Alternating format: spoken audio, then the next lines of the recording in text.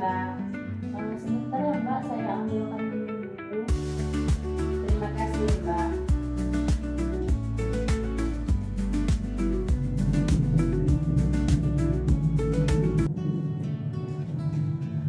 Ini ya Mbak, silakan diminum dulu. Silakan diminum Mbak. Terima kasih Mbak.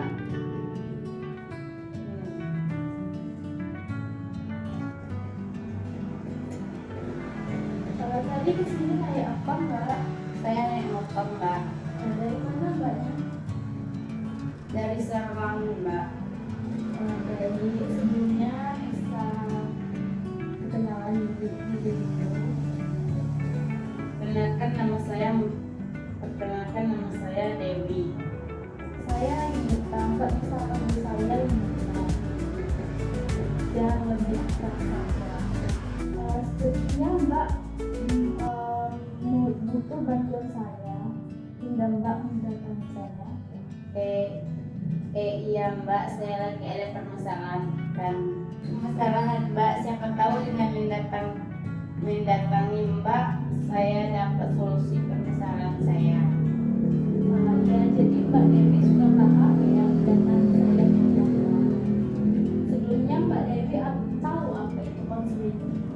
Kalau untuk konseling itu sendiri saya kurang paham Mbak. Baik Mbak Dewi, untuk lebih tepatnya konseling itu adalah proses pemberian bantuan kepada seseorang untuk mengatasi masalah atau hambatan yang dihadapi. Konseling dilakukan dengan cara berbincang secara tatap muka kayak kita sekarang Mbak, bersama seorang ahli yang disebut konselor, yaitu saya. Jadi sekarang Mbak sudah paham ya apa itu konseling? Iya Mbak, saya paham. Dan Mbaknya tidak perlu khawatir, ini sifat konselingnya rahasia. Oke baik, sebelumnya perkenalkan Mbak, nama saya Yunita dari kampus Institut Darul Ulum Sarawak. Sekarang kita mulai ya. Bagaimana perasaan Mbak saat ini? Tidak begitu baik Mbak. Saya akhir-akhir ini merasa cemas berlebihan terus-menerus dan tidak bisa berhenti diri saya dengan orang lain, dan merasa diri saya kurang. Ini membuat saya merasa sangat buruk dan tidak percaya diri. Itu adalah perasaan yang sangat berat untuk dibawa. Saya ingin Mbak tahu berapa banyak orang yang memiliki hal serupa. Apa yang biasa Mbak lakukan ketika perasaan itu muncul? Menghilangkan pikiranku, tetapi tidak berhasil. Saya sering merasa terjebak dan pikiran negatif dan tidak bisa melihat sisi positif dari saya. Terkadang saya merasa capek, selalu overthinking, memikirkan setiap hal yang bahkan belum tentu terjadi di kehidupanku.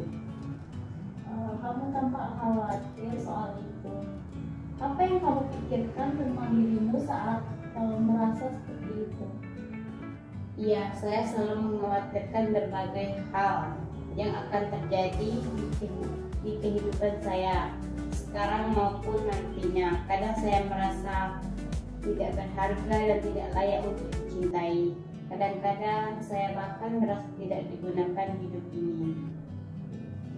Saya sangat menyesal Anda menjawab seperti itu. Sangat penting untuk diingat Mbak bahwa setiap orang memiliki nilai dan layak untuk dicintai, termasuk kamu Mbak. Apakah ada hal tertentu yang membuat merasa lebih baik meskipun hanya sebentar? Kadang-kadang saya nge-gym atau mendengarkan musik. Saya merasa sedikit lebih baik, tapi itu tidak berlangsung lama. Itu adalah langkah yang sangat baik. Melakukan aktivitas yang Mbak sukai bisa membantu meredakan kecemasan yang Mbak rasakan saat ini. Bagaimana kalau kita mulai dengan mengenali dan menghargai apa yang kamu sukai tentang diri? Saya sangat suka membantu orang lain ketika kesusahan, mendengarkan musik dan nge-gym. Baik, itu menunjukkan bahwa ada sesuatu yang positif dalam dirimu. Mari kita coba untuk membuat daftar kualitas atau pencapaian yang kamu hargai dalam diri. Ini bisa membantu mengalihkan fokus dari pemikiran negatif. Apalagi kan mbaknya suka nge-gym kan, itu juga membantu untuk meredakan kecemasan diri kan mbak. Tetap lakukan hal-hal yang membuat mbak bahagia, yang tidak orang lain bisa, tapi mbak bisa gitu. Dan ingat mbak, di dunia ini banyak orang yang sayang sama kamu dan tetap berpikir positif. Apakah kamu bisa ceritakan lebih lanjut tentang kecemasan yang mbak rasakan? Setiap hari, terlebih pada malam hari sebelum tidur, pikiran saya selalu memikirkan hal-hal yang bahkan terkesan random, sampai hal-hal serius dalam kehidupan yang nanti malah membuat kekhawatiran sendiri untuk diri saya. Contohnya seperti apa? Saya stuck di sini saja. Bagaimana masa depan saya? Apakah nantinya saya bisa sukses, membuat orang tua saya bangga? Begitu terus mbak. Kamu tampak khawatir dan cemas sekali karena telah overthinking terhadap suatu hal yang belum tentu akan terjadi. Sebenarnya faktor-faktor terbesar yang membuat saya overthinking adalah ketika saya membuka sosmed, apalagi Instagram. Entah kenapa saya selalu merasa down dan mulai overthinking ketika melihat akun Instagram teman-teman SMA saya. Kebanyakan dari teman saya berkuliah di kampus favorit, dan rasanya saya melihat mereka semua sudah berproses sangat jauh, sedangkan saya masih stuck di sini saja. Meskipun pilihan tidak berkuliah itu adalah kemauan saya sendiri, walaupun ibu saya sudah memaksa untuk berkuliah, itulah hal yang terbesar yang memicu overthinking saya. Baiklah, ternyata itu ya hal yang pertama yang pemicu dari kecemasan berlebihan mbak. Selanjutnya apa yang mbak rasa lakukan ketika pikiran itu mulai memikirkan hal yang membuatnya terganggu? Saya hanya akan terus memikirkannya sampai membuat saya tidak bisa tidur karena terlalu kalut dengan pikiran diri sendiri. Apakah dengan cara demikian kamu bisa lega dan melupakan overthinkingnya? Tentu tidak, malah membuat beban pikiranku terus bertambah. Mungkin salah satu penyebab overthinkingmu yaitu kamu berpikir kalau segala sesuatu itu harus sempurna tanpa ada kesalahan sedikit pun, sehingga malah membuat rendah diri atau ragu terhadap diri sendiri dan malah mengakibatkan kecemasan diri. Apakah begitu? Ya, saya memang orangnya seperti itu. Dalam melakukan segala sesuatu yang saya kerjakan harus dengan sempurna, walaupun tidak mungkin, sehingga apabila terjadi ketidakinginan yang saya harapkan malah membuat saya overthinking dan berujung meragukan kemampuan yang ada pada diri saya sendiri, dan lebih parahnya malah membanding-bandingkan kemampuan saya dan dengan teman-teman saya. Mungkin itu juga yang membuat saya seperti ini. Kalau begitu, apakah masalahmu tentang bagaimana agar kamu tidak lagi berpikir terhadap orang lain? Ya, dan saya bingung harus bagaimana. Setiap hari saya selalu berpikir dan berusaha untuk bisa mengendalikan pikiran tentang bagaimana cara agar saya tidak memikirkan segala sesuatu yang hanya bisa membuat saya cemas dan stres. Oke, bagus sekali. Kamu sudah memahami masalah yang kamu alami, yaitu bagaimana caranya agar tidak terlalu overthinking terhadap berbagai hal yang hanya membuatmu cemas dan stres. Ya, saya ingin sekali untuk tidak overthinking lagi, tapi rasanya sulit sekali, Mbak. Bagus sekali keinginanmu itu. Saya sangat senang sekali mendengarkannya. Lalu apakah kamu sudah punya cara untuk menghadapi masalahmu tentang overthinking? Saya masih bingung. Apa yang membuatmu merasa itu? Saya takut jika nantinya saya tidak memikirkan masalah atau hal-hal dalam hidup saya secara berlebihan dan mendalam. Malah ternyata saya telah melakukan kesalahan fatal atau hal lainnya yang tak terduga. Apakah kamu sudah berusaha untuk melakukan hal tersebut tanpa mengkhawatirkan asumsi-asumsi dirimu sendiri yang padahal belum tentu itu akan terjadi?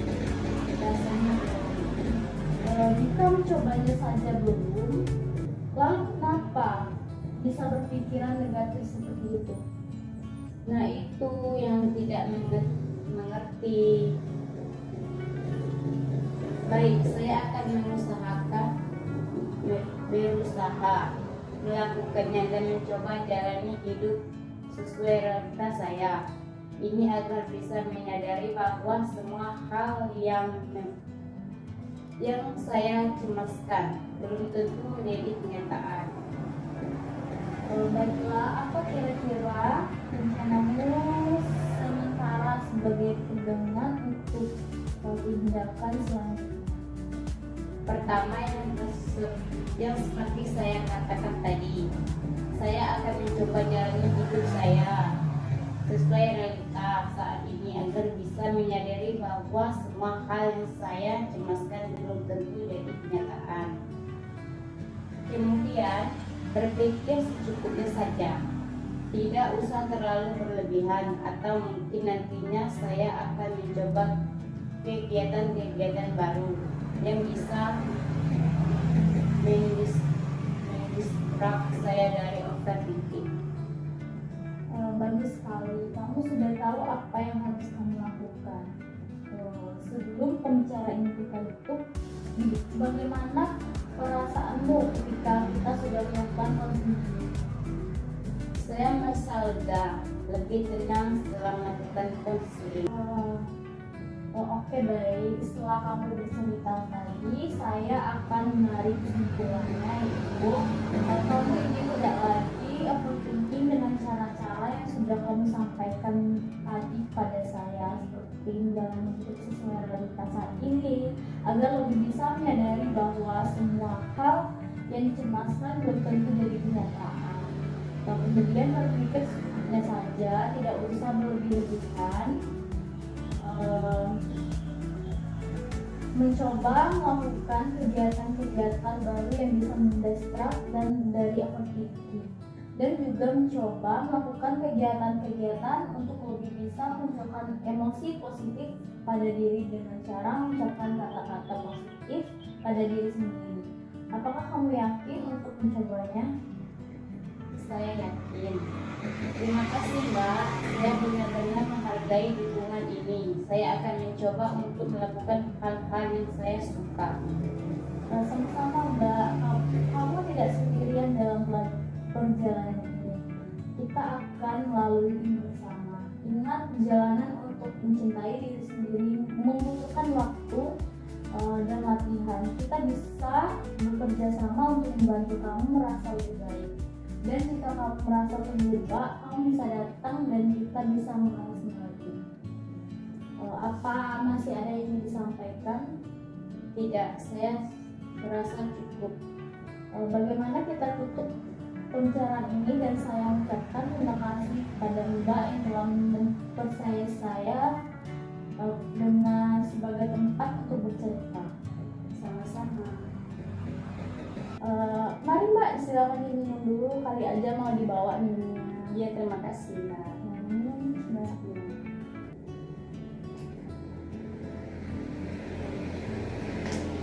Dibawa juga nggak apa-apa Mbak minumnya. Mbak, terima kasih. Mari Mbak, saya antar ke depan.